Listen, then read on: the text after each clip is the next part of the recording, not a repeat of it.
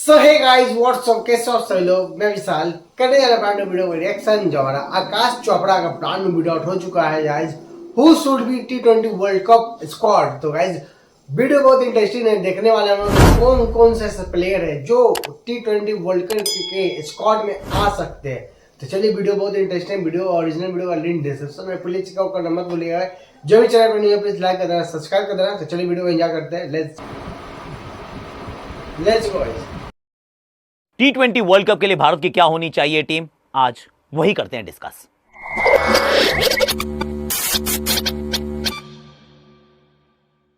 चोपड़ा जी की क्रिकेट चौपाल में आप सभी का हाथ जोड़ के स्वागत है। और भाई माहौल गर्म है, मामला गर्म है, तो फिर वो कहते हैं जब गर्म हो तो हथौड़ा मार देना चाहिए। अब हथौड़ा मारने का समय आ चुका है, क्योंकि काम थोड़ा सा कठिन है पर करने योग्य है, क्योंकि आसान काम तो सभी करते हैं।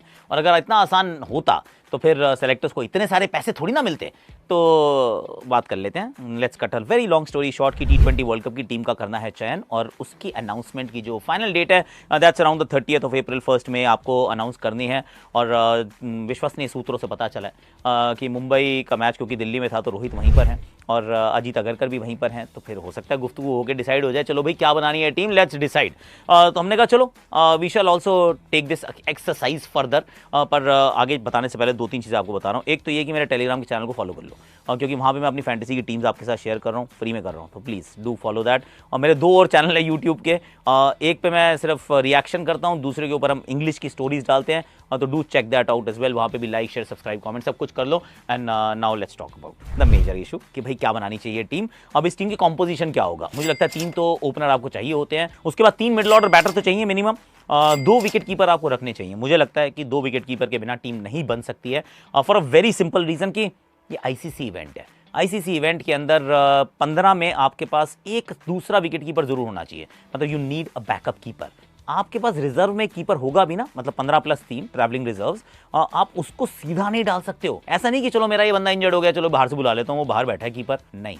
आपको एक ड्यू प्रोसेस को फॉलो करना होता है, आपको आईसीसी को लिखना पड़ता है, आईसीसी फिर उसको अलाउ करती है रिप्लेसमेंट को। Sometimes it takes up to 48 hours, तो कई बार 48 घंटे लग जाते हैं, आपको रिप्लेसमेंट नहीं मिलता है। तो मैच किससे खेलोगे, कीपर ही नहीं होगा तो क्या करोगे, मतलब किसी को, कोहली को पहनने पड़ेंगे ग्लव्स या फिर रोहित शर्मा पहनेंगे। तो मेरे विचार में 2 कीपर होने is absolutely imperative. Ideally T20 cricket में ऑलराउंडर्स होने चाहिए बहुत सारे, ढेर सारे, पर भारत ढूंढ नहीं पाएगा। मुझे लग रहा है मैक्सिमम 2 रख पाएगा, मैक्सिमम मैं कह रहा हूं। अगर ढंग से टीम बनाने की कोशिश करेंगे तो 2 ही रख पाएगा। 3 आपके पास स्पिन के विकल्प जरूरी हैं।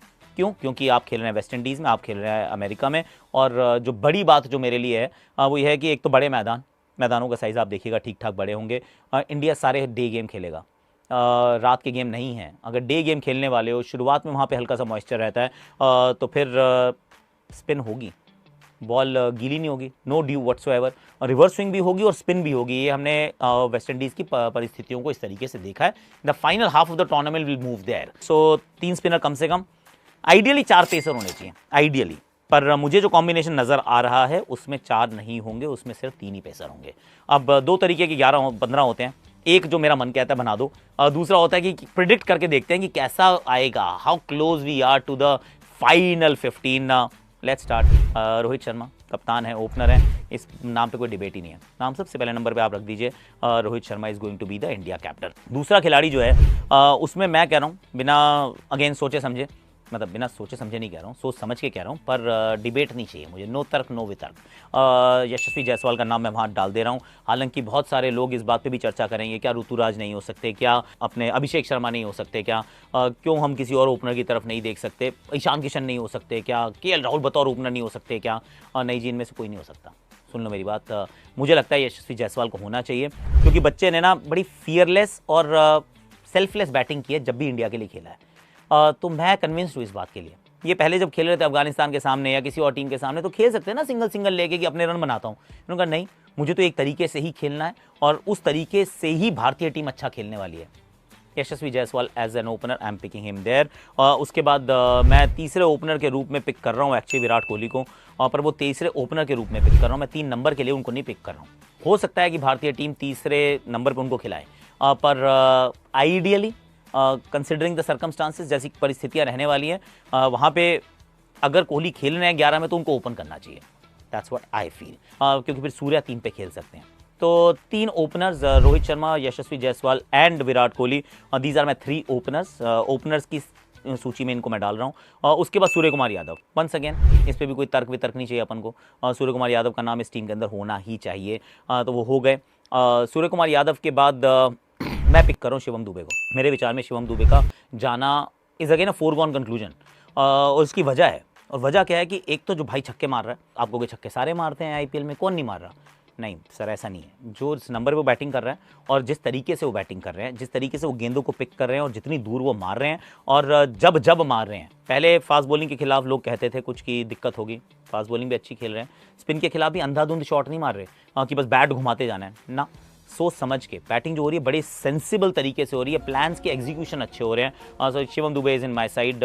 वेस्ट इंडीज, रिमेंबर दिन के गेम, ग्राफ्टर नहीं चाहिए होगा, फिनिशर आपको चाहिए होगा जो जोर से गेंद को मारे, जिसके अंदर हो ताकत।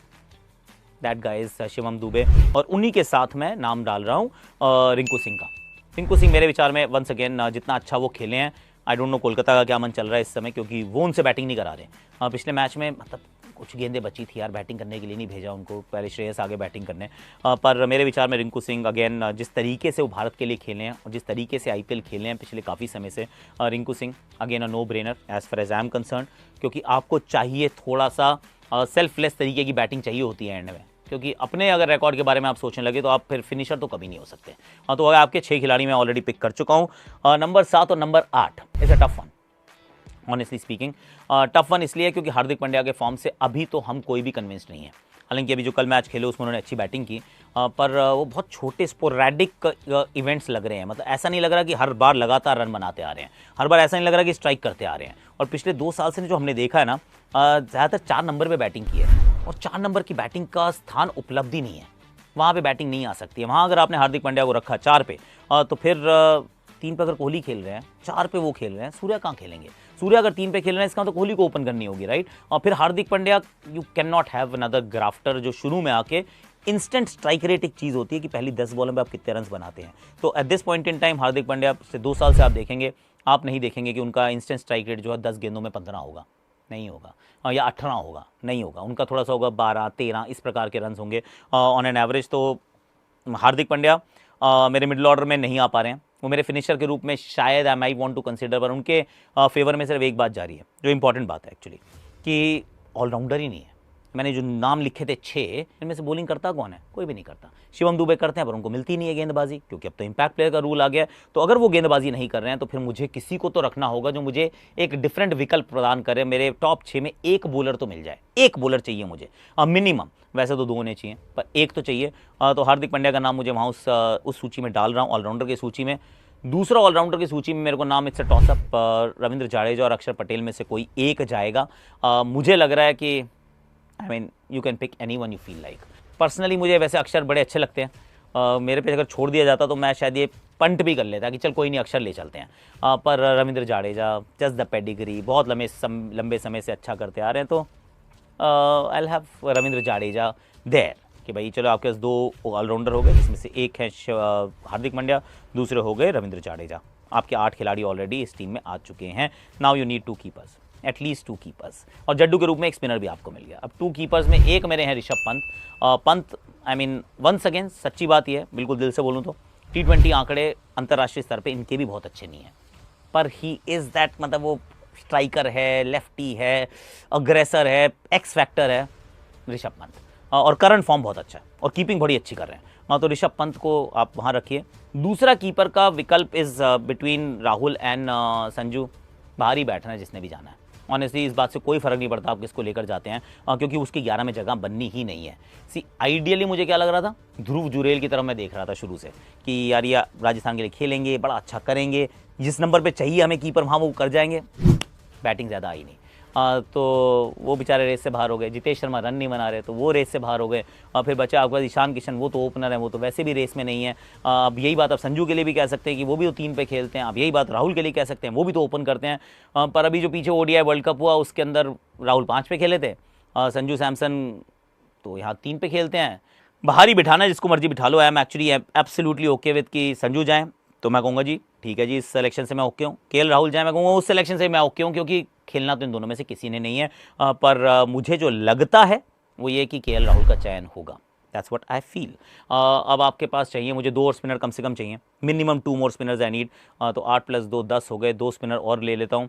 देखा, but you know what I meant right, कि मैं 4 फास्ट बॉलर पिक नहीं कर पाऊंगा। That's the problem. ये मेरे को लग रही थी बात कि अगर वहाँ पे क्योंकि ऊपर कोई बैटिंग करने वाला नहीं है, this is where India is going to go, मुझे जो लगता है। तो 2 जो स्पिनर्स हैं उसमें मेरे पास कुलचा मैं ले रहा हूँ, मैं कुलचा ले रहा हूँ। मुझे लगता है कि कुलदीप यादव और युजवेंद्र चहल दोनों को रखना चाहिए। आई वोंट बी सरप्राइज कि अगर वो कुलदीप यादव और साथ में अक्षर पटेल हो जाएं। I won't be surprise I said. पर मेरी चॉइस रहेंगे कुलदीप यादव एंड युजवेंद्र चहल। तो इन दोनों को मैं तो ठप ठप करके दोनों को टीम में यहाँ रख देते हैं। 3 फास्ट बॉलर में Jasprit Bumrah is absolutely no brainer, उनको तो आपको रखना ही रखना है।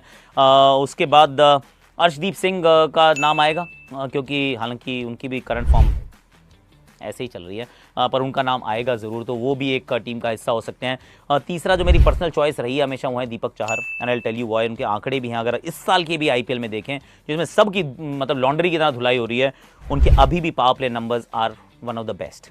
फास्ट बॉलर्स अगर आप देखेंगे, he is got one of the best numbers in power plays even today. और पिछले 2 साल की तो बात ही नहीं कर रहे हैं, मतलब जब अच्छा कर रहे थे, जब इंजर्ड नहीं थे, तब तो बहुत ही अच्छा कर रहे थे। और 8 नंबर वो बैटिंग भी आपको प्रदान करते हैं। तो मैं आइडियल सर्कमस्टांसेस 4 पेसर पिक करता हूँ, उसमें से एक दीपक चाहर ज़रूर होते, शायद दीपक ना हो। और वहाँ पर हो सकता है, एंड इट्स अ टॉसअप, वो कोई भी हो सकता है, वो टी नटराजन भी हो सकते हैं, वो मोहम्मद सिराज भी हो सकते हैं। तीसरा और कोई नहीं हो सकता। 15 का स्क्वाड आपने पिक करना है। This is the kind of squad that's मुझे लग रहा है जो शेप लेगा। आपको क्या लगता है, कुछ बदलाव की गुंजाइश है? ट्रैवलर्स होंगे, वो होते हैं जो साथ में जाते हैं टीम के साथ, रिजर्व ट्रैवलर्स, वो 3-4 नाम होंगे, उसके बारे में हम बात नहीं करेंगे क्योंकि सेलेक्टर भी तो कुछ करेंगे, वो अपना अपना टीम बना के दे देंगे। उसमें आवेश भी हो सकते हैं, उसमें हर्षल भी हो सकते हैं, नाम बहुत सारे हैं फास्ट बॉलर्स के, पर लग तो मुझे रहा है कि सिर्फ 3 ही जाएंगे, and which will not be the ideal thing to do. 4 जाने चाहिए, पर शायद पिक नहीं हो पाएंगे, क्योंकि अगर हार्दिक पिक हो रहे हैं, शिवम दुबे पिक हो रहे हैं, चौथा फास्ट बॉलर आप नहीं कर पाएंगे। That's the reality. बताइएगा ज़रा कमेंट सेक्शन में कि आपको टीम लगी। ओ भाई साहब, तो भाई लगभग मेरा भी प्रिडिक्शन यही था T20 वर्ल्ड कप का स्क्वाड भाई, जो हमारे आकाश चोपड़ा सर ने बताया। मेरा भी लगभग वही सेम ही टीम था गाइज। तो बहुत अच्छा टीम था गाइज, बहुत अच्छा रोस्टर बनने वाला हमारा इंडिया T20 वर्ल्ड कप का भाई, बहुत मजा आने वाला भाई। भाई क्या लगता है इस बार ट्रॉफी अपने नाम होगा या नहीं भाई? टीम इंडिया बोलो भाई, भाई कमेंट में #, टीम इंडिया हो जाना चाहिए भाई। वीडियो अच्छा प्लीज लाइक करना, सब्सक्राइब कर देना हमारे यूट्यूब चैनल को। मिलते हैं आपसे अगली रिएक्शन वीडियो में, तब तक जय हिंद दोस्तों। Yeah.